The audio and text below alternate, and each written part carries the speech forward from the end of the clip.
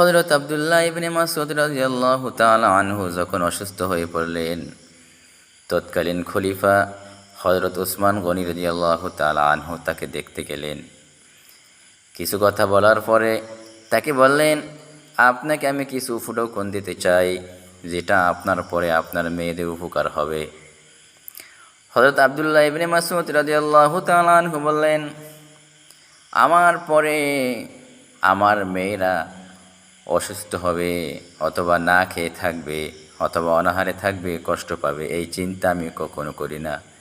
কারণ আল্লাহর রাসূল মুহাম্মদুর রাসূলুল্লাহ সাল্লাল্লাহু আলাইহি ওয়াসাল্লাম বলেছেন, যে ব্যক্তি প্রতি রাতে সূরা ওয়াকিয়া তেলাওয়াত করবে তিনি কখনো অনাহারে ভুগবে না। আর আমি আমার মেয়েদেরকে জোর আবেদন করেছি প্রতি রাতে সূরা ওয়াকিয়া তেলাওয়াত করার জন্যে। প্রিয় ভাইয়েরা, আমরা সকলে চাই দুনিয়াতে ভালো থাকবো, ভালো খাবো, আমরা অনাহারে না থাকি, গরিব না হই, দারিদ্র না হই, দারিদ্র আমাদের সামনে না আসে। তাই সকলকে জোর আবেদন করব প্রতি রাতে সূরা ওয়াকিয়া তেলাওয়াত করার জন্য। এই বর্ণনাটি ইবনে কাসিরে বর্ণিত হয়েছে।